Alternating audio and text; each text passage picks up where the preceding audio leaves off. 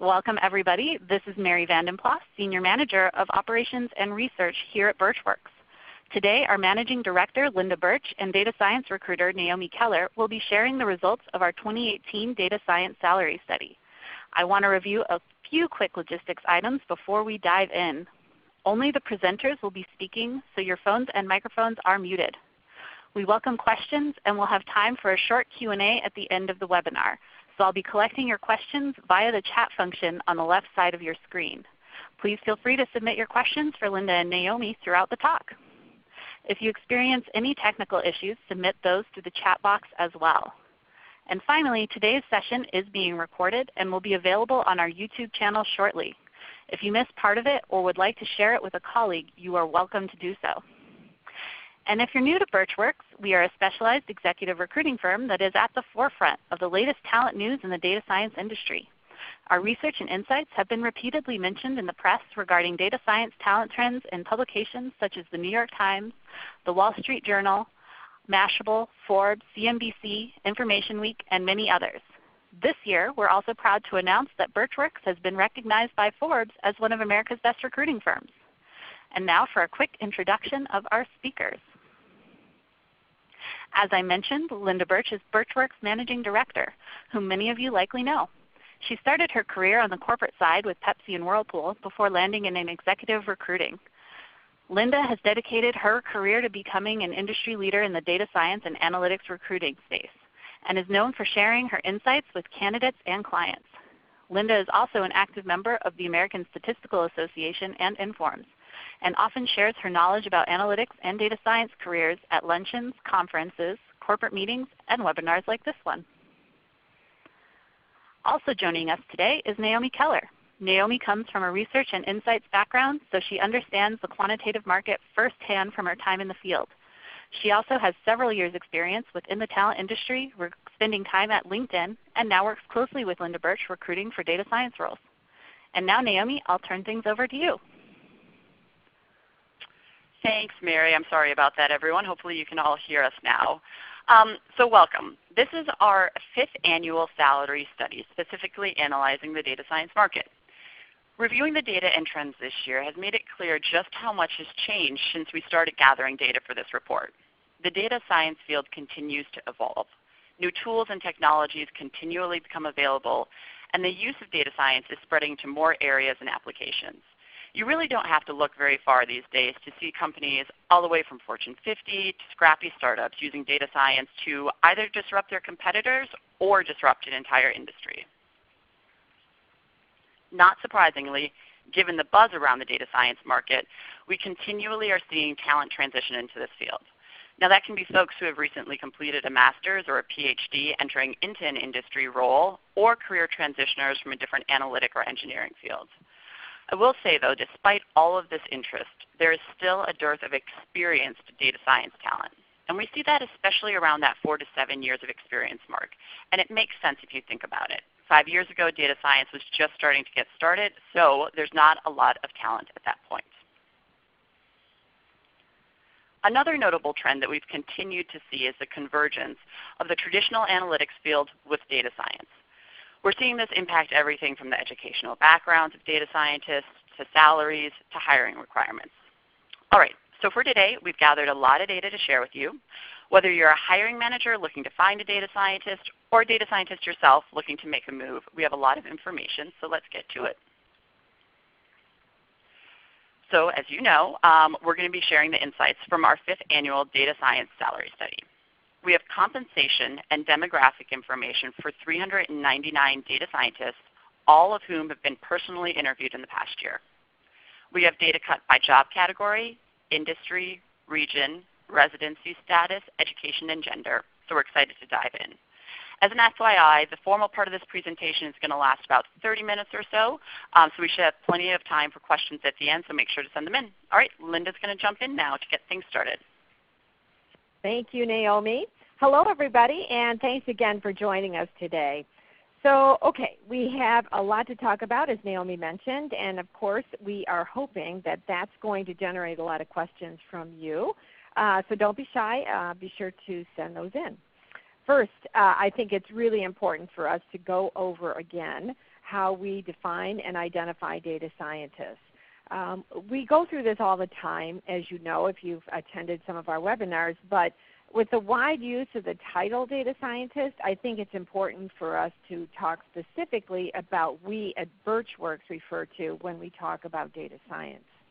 Then we'll dig deeper into their demographic profile, and then after that we'll put to use all this interesting salary data that we've collected over the last 5 years and highlight some of the most interesting findings.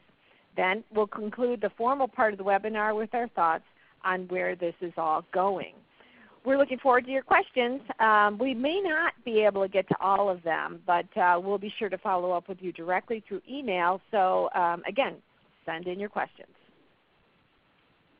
Okay, so before we dive into the data, let's review how Burtch Works identifies data scientists.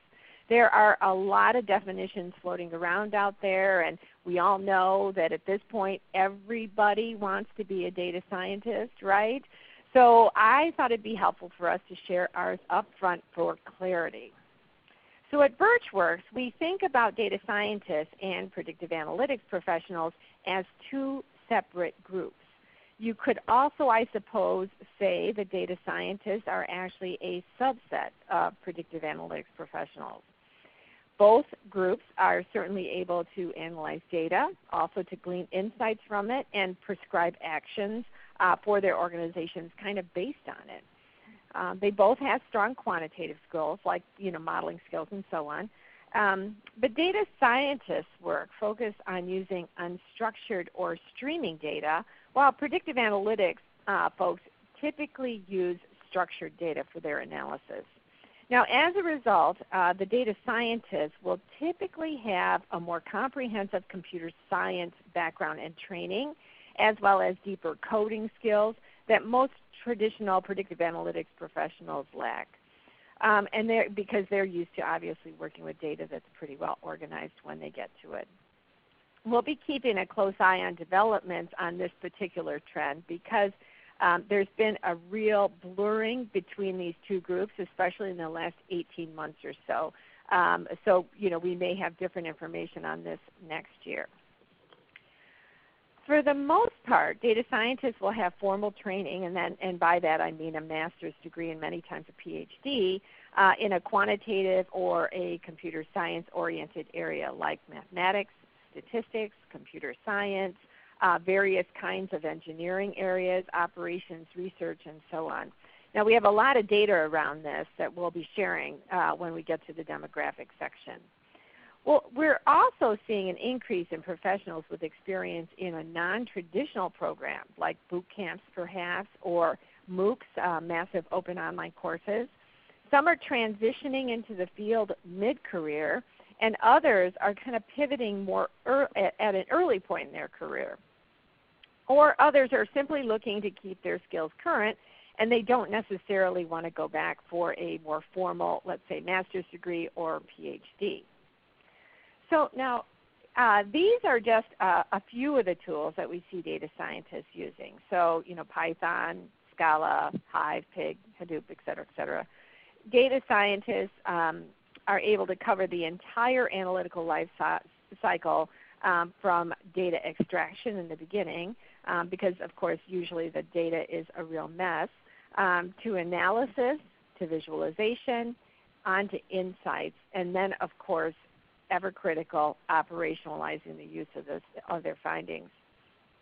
But as this discipline matures, we're starting to see data scientists specialize, meaning no more unicorns that do all of this. And Naomi is going to address this trend in a few minutes. So as we define them, data scientists don't include software developers, traditional predictive modelers, data engineers, most MBAs, business intelligence people, or IT people. So after we've classified somebody as a data scientist, we then segment them into one of 6 job categories, kind of depending on whether they are an individual contributor or a manager. And then we divide it further based on their experience level in the case of individual contributors, or level of management responsibility. we're going to be referencing these levels kind of throughout this webinar, so I wanted to quickly go through them with you.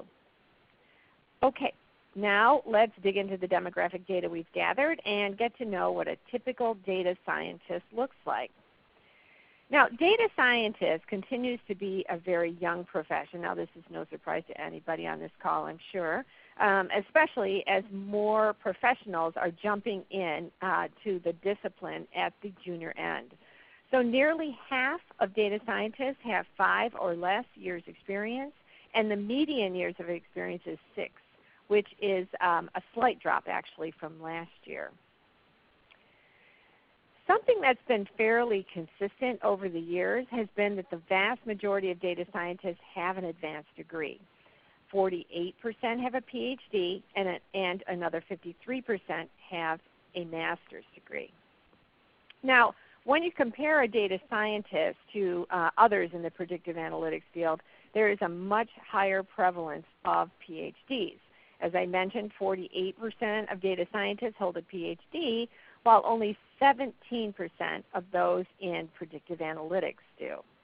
The higher prevalence of PhDs tend to put upward pressure on data science salaries, no surprise there, and this is true primarily at the individual contributor level, and that difference kind of disappears once you get into management.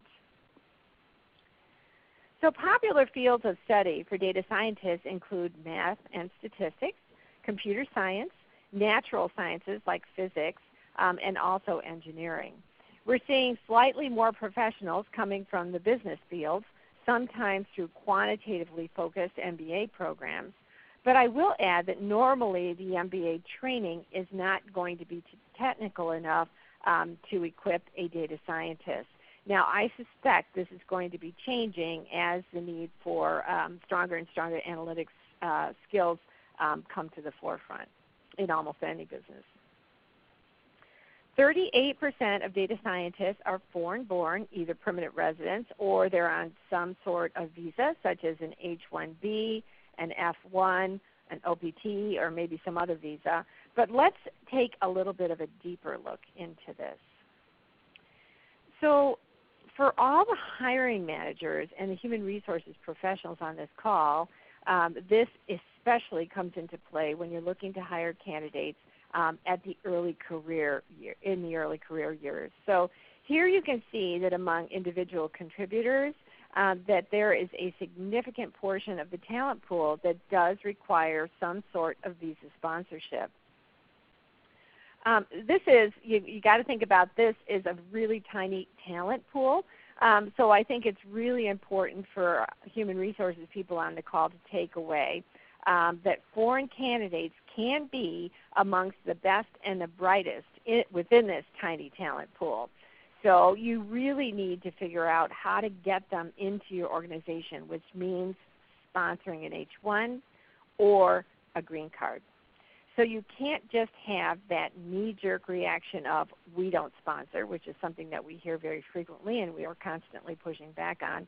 It just doesn't work anymore with this kind of candidate. And you could also be very well hurting your organization by having that kind of policy. So just so you know, almost all the leading California firms hire gobs of data scientists, no surprise there. But they also all support visa transfers.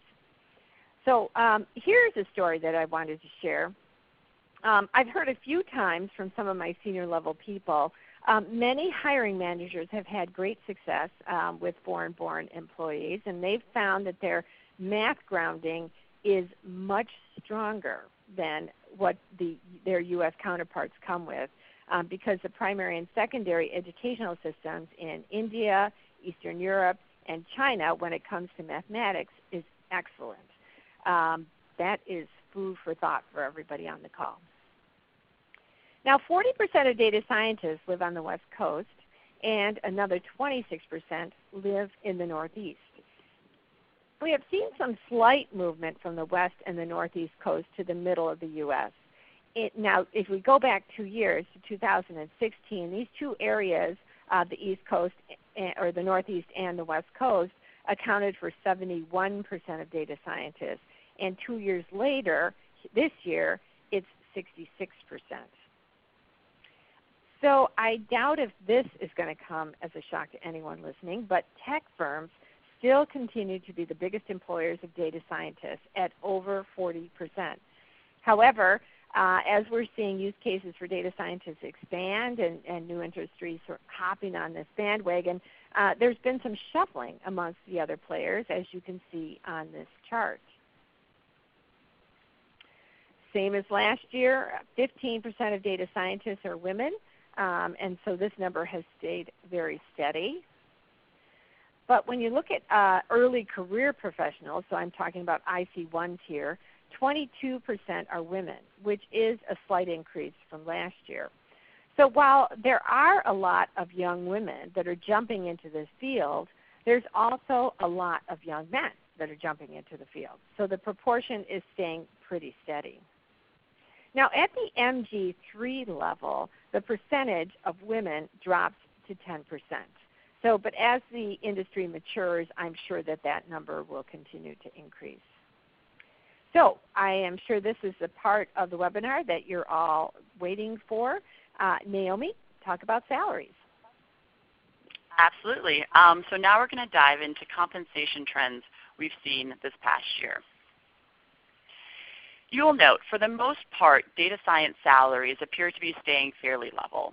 Among all job levels, salaries only shifted by single-digit percentage points.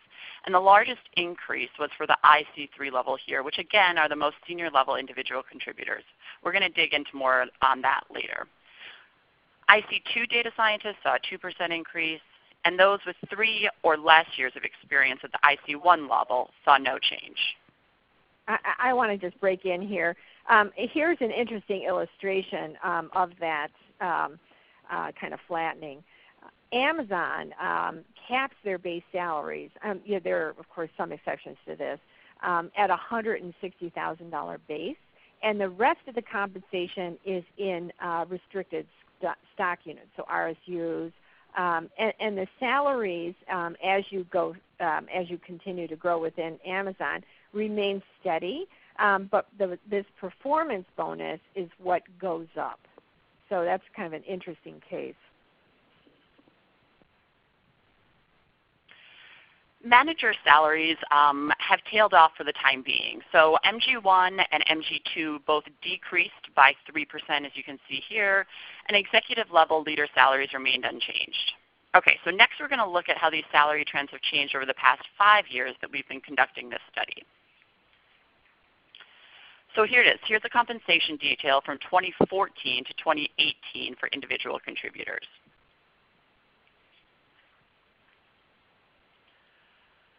So as you can see, the early career level saw the largest gain a few years ago, but that has since tailed off. So back in 2014, we saw the rapid expansion of the data science market. Since then, as I mentioned, we've seen many more folks transition into the data science field, which has had a flattening impact on the salaries for those entering the market. Now to be clear, supply really is not even close to demand yet, but it has gotten a little bit more favorable for those looking to hire early career data scientists.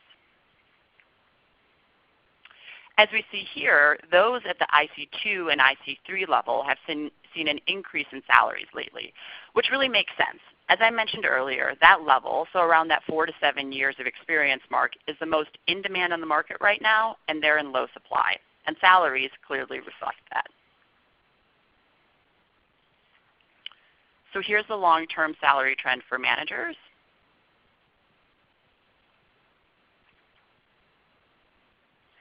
Salaries among managers have shifted slightly here and there, but for the most part they've remained flat.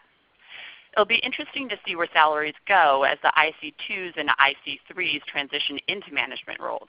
My guess is that we're going to see a consistent uptick in compensation at that MG1 and MG2 level in years to come, but we'll see. All right, so now let's compare data science salaries to predictive analytics professionals. We still see a big bump for data scientists, as you can see here. So at IC1 level, it's 22%, IC2 it's 36%, and IC3 is at 27%. So in addition to compensation by level trends, we also wanted to share a few other insights. So historically, our studies have consistently shown that data scientists on the West Coast and the Northeast tend to earn higher salaries than those in what we call the Middle U.S., and we define that as the Mountain Region, Midwest, and Southeast. The West Coast typically has led the charge in terms of high salaries, but interestingly, this year we did notice that Northeast is catching up a bit.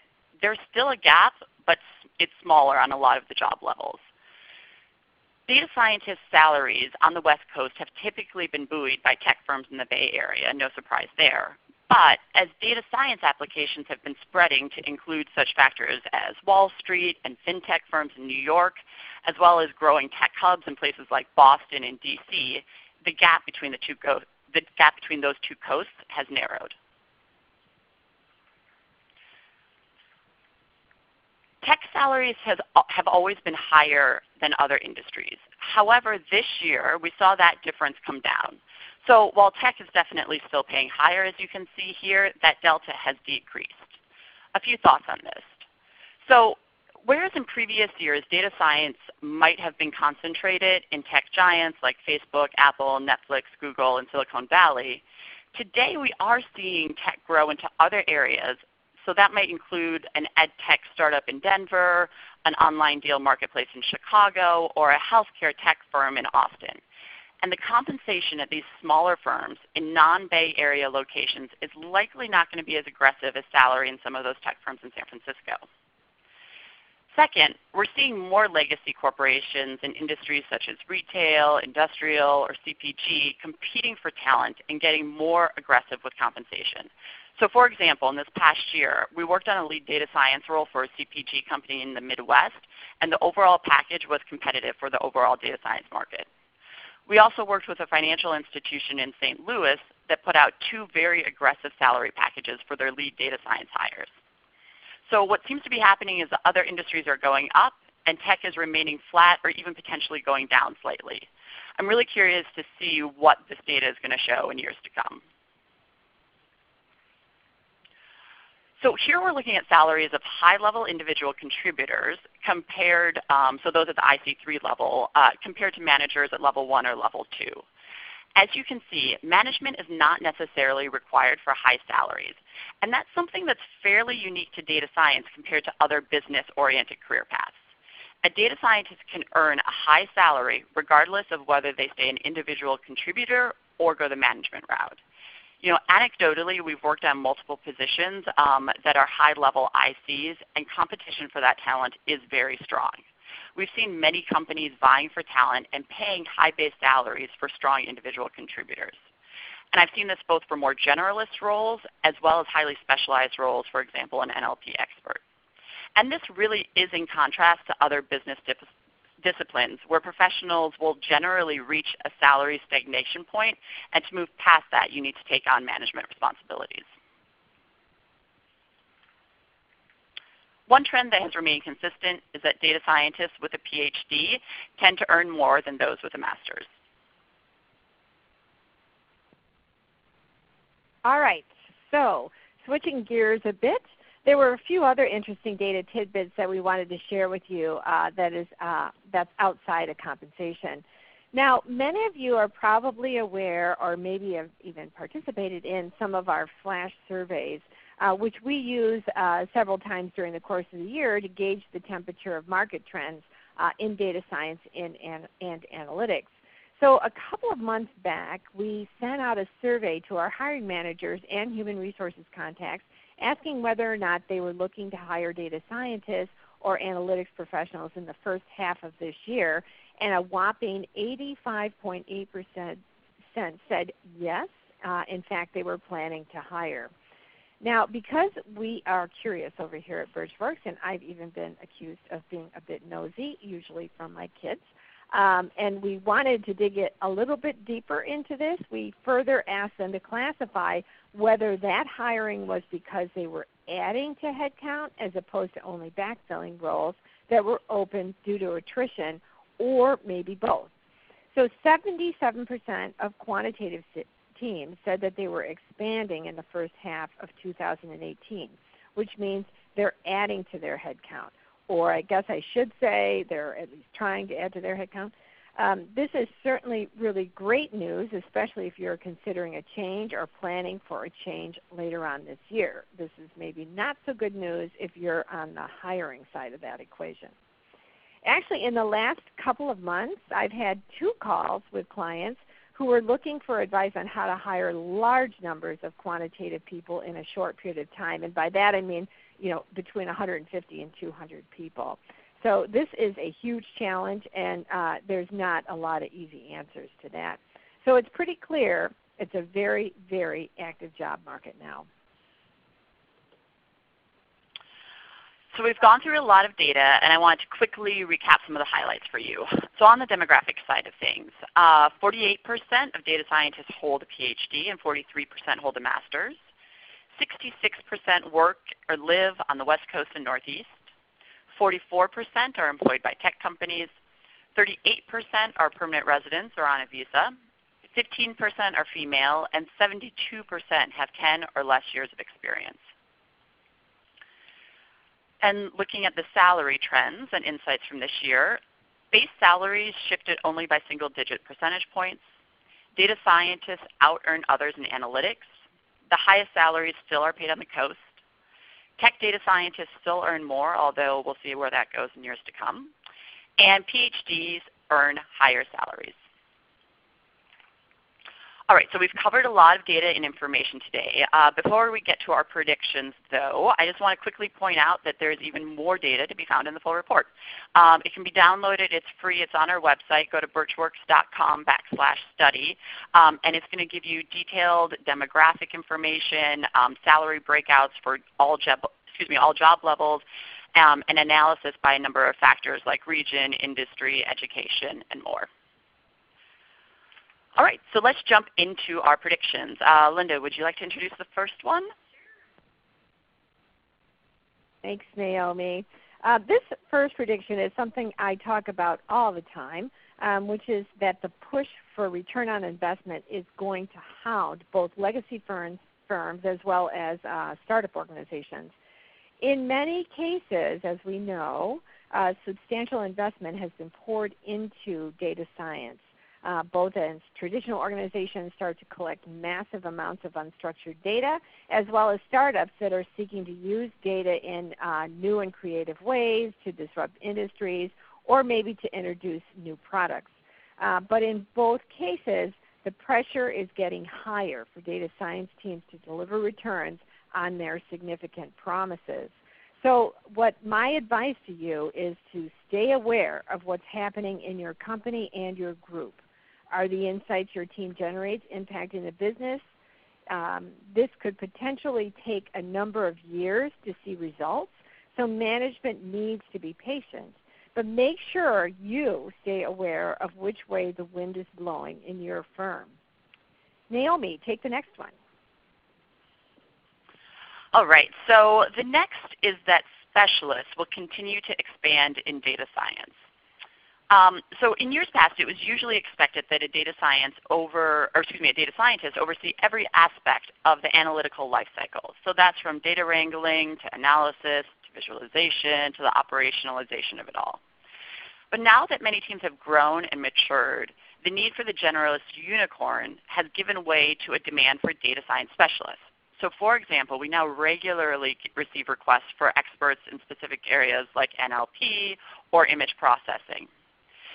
That being said, I think generalists will still be needed for firms, hiring their first data scientist, or for those that have many and varied use cases for data science and therefore need a wide range of skills. But what I'll say is, whereas hiring unicorns with broad skill sets used to be the norm in data science, we're starting to see just as many requests for specialists as generalists.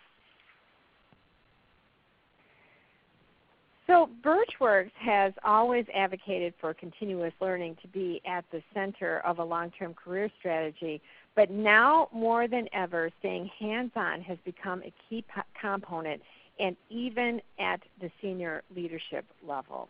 And this is something that I preach all the time, and so and many of you, if we've had conversations about career planning, you know that I say this over and over again.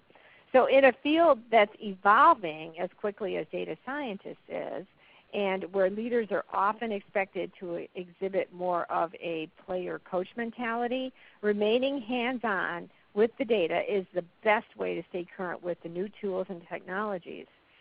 In cases where a role doesn't necessarily accommodate this strategy, it's still important that some senior level data science managers make time to spend some of their personal time, let's say, taking part in quantitative competitions or other things like that to stay sharp. Data scientists who find themselves straying too far away from technical work may quickly find their skills out of date and also unmarketable in today's climate. So now I'm going to tell you another story, and this is not a great one. A senior level human resources leader at a very large global firm, which will remain nameless, told his neighbor, who happens to be one of my candidates, that one of the company's goals was to have the workforce at headquarters to consist of 80% millennials. And that's just crazy. But that kind of stuff is happening, and you need to be aware of it if you're further along in your career. The lesson here is, of course, that it's really important now more than ever to stay current. And to a degree, stay hands-on. Okay, Naomi? All right. So in closing, for the past several years, we've pointed to many growing trends that show how data science has begun to spread beyond its original borders. Predictive analytics professionals that have typically worked with structured data have begun to transition their skills into data science roles. Data science is no longer limited to giant tech firms and startups on the coast. Many industries outside the typical digital native profile are adding data science technologies to their repertoire, and many more people are getting into the data science profession. These changes have not only had a flattening effect on some of the salary disparities we've seen in years past, but it's also led to an increased opportunities, both for data scientists who are looking to live somewhere besides Silicon Valley and for firms outside of the West Coast who are looking to hire data scientists. We definitely expect to see many more industry shifts as this use of data science continues to spread and mature. All right, so now I'll turn things back over to Mary, who has a few announcements before the Q&A. Thank you very much, Naomi. Of course, if you're looking to add to your data science staff, we'd be happy to speak with you and do some brainstorming. We offer contingency and retained services from entry-level data scientists all the way up to chief data scientist searches. Feel free to send us an email if you want to chat. Linda and Naomi love brainstorming and learning about teams and their plans for growth. And as Naomi said earlier, we've covered the highlights today, but if you're looking for more, be sure to go to our website, www.burtchworks.com/study, to download our entire report. We're going to get to our Q&A in just a minute, so if you have a question for Linda and Naomi, please be sure to send it over to me using the chat feature on the left side of your screen. We've already gotten some great questions in. So for those of you who aren't familiar with us, Burtch Works is an executive recruiting firm specializing in the placement of quantitative business professionals, particularly within the fields of marketing research, analytics, and data science. We're the leading resource for this type of talent and insights about the hiring market and produce 3 comprehensive salary reports every year for our main specialty areas. These reports each contain 30+ pages of data and can be downloaded for free at burtchworks.com/study. If you're looking to post your quantitative opportunity or browse for new opportunities for yourself, you can check out our niche job board, which is trafficked by thousands of professionals in analytics, data science, marketing research, and much more. Aside from searches we're engaged in, our job board is open to all of our clients. So if you're just looking for a targeted place to post your job listings, definitely get in touch with us. We offer several options depending on how many roles you'd like to post. If you're interested in more insights about the analytics and data science hiring market like the ones presented today, check out our blog, burtchworks.com/blog, where we post periodic updates with hiring market insights and analysis, as well as flash survey results and interviews with our quantitative network. You can also follow Burtch Works across our social media channels. That way you can stay updated on all of our latest research. And keep an eye on your inboxes, because our most popular flash survey, SAS versus R versus Python, will be returning in the next month or so. This is our favorite survey during the year, and we can't wait to tally your votes and hear your comments. So look out for your chance to participate. So we've gotten quite a few questions today, so let's jump in and feel free to continue to send your questions using the chat box on your screen. So first of all, Linda and Naomi, I saw a couple of questions themed around leadership and people asking, since they're hearing that data science leaders need to stay hands-on, but obviously management is a large responsibility. So how do you see that balance shaping up? Yeah, this is Linda, and I do get that question quite a lot. And as I mentioned, when I'm planning career strategy with my more senior level folks, I do make sure that they are aware that it's important to stay on top of technology changes. And while they may not be hands on the keyboard, I think it's going to be more and more important that they spend at least some time working with data or attending webinars or just staying up to date on all the technology that's going on out there, because it's changing so fast. And what's true this year may be a very different situation next year. Yeah, and just to jump in, one thing that I consistently hear talking among data science leaders is, to your question, Mary, is even if your day job does not allow you to stay hands-on because it's more management strategy and that's what's taking up most of your time, what I do hear a lot of strong data science leaders consistently say is that they're staying hands-on outside of their job. So they're taking online courses, they are taking part in KO competitions on the weekends, and that's how they're really honing their skills consistently. All right, well, thank you. So next question, besides salary, what are people considering when changing jobs within data science? Yeah, good question. So obviously salary is a big consideration, but other things that I consistently hear candidates ask about. So one is where data science sits within the organization. So how does data science roll up into leadership? Does it report up into marketing? Does it report up into IT? Does it report directly into senior leadership? So people want to know about that.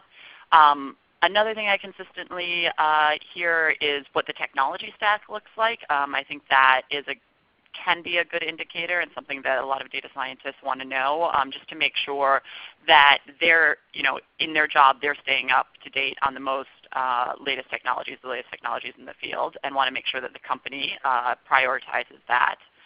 And then I guess finally, one thing that I also hear is just kind of how data science is seen within the organization. And what I mean by that is data science more of a business driver? Is it seen as a strategic organization that's going to be able to allow the business to move forward and going to be a key driver of that? Or is data science more of like an order taker, where they'll just have to essentially, I'm being a little strongly worded on this, but essentially just like answer tickets. So I think those are some of the other considerations I consistently, hear data scientists ask about.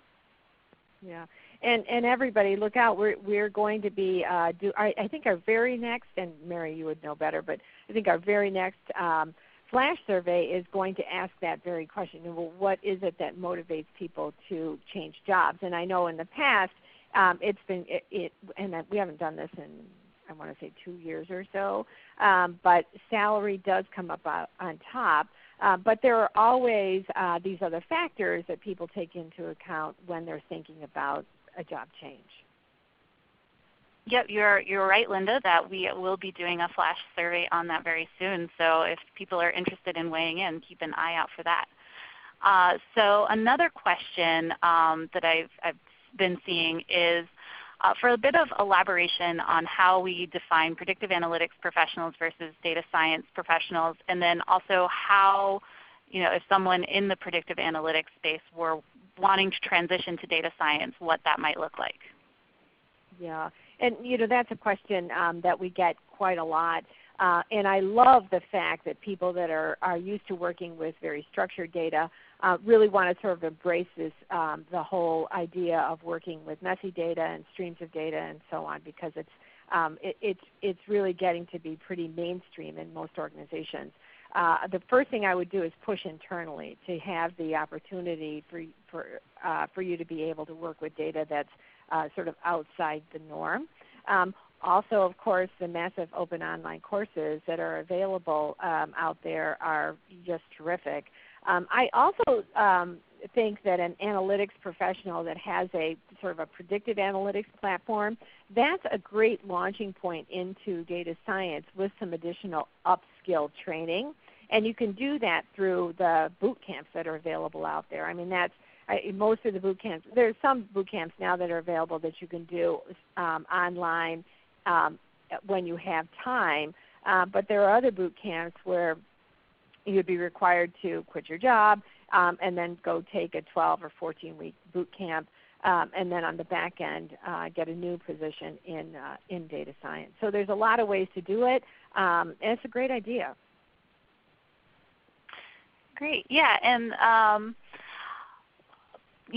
actually kind of going back to recruiting specifically, are you seeing anything interesting happening now that there are certain states with the salary history bans?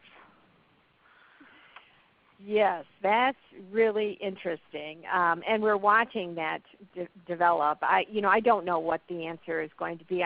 I wonder about that for our salary studies.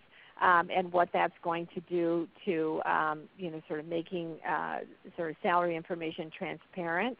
So we'll see. I don't know. I don't have a good answer for that one yet.